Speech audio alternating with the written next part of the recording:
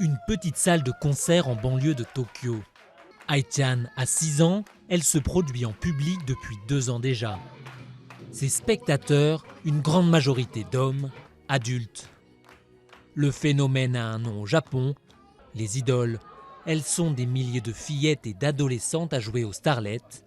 Et pour leurs fans, il n'y a rien de bizarre à tout ça. Je suis vraiment impressionné de voir qu'une si petite fille a le courage de monter sur scène comme ça et de se donner en spectacle devant des gens. Ça me donne envie de l'encourager. Au milieu de ses admirateurs masculins, la mère d'Ai-chan est toujours là.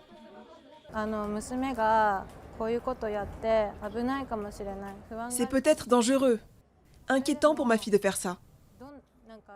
Mais je fais tout ce que je peux pour la protéger, de manière à ce qu'elle puisse profiter du moment sans crainte.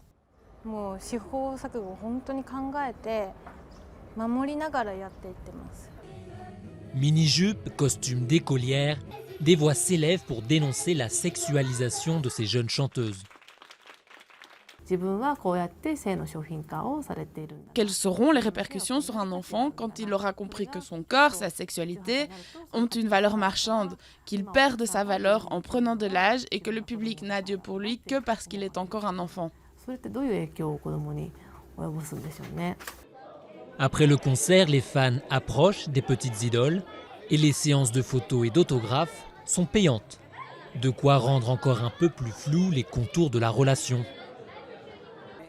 Je sais que pour certains fans qui viennent à ce type de concert, c'est essentiellement la même chose que de se rendre dans un club à hôtesse.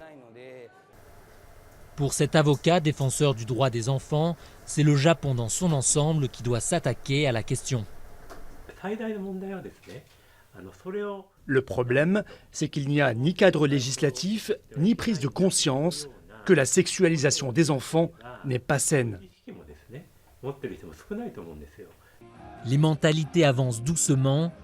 Ce n'est qu'en 2015 que la possession de contenus pornographiques mettant en scène des enfants a été totalement criminalisée.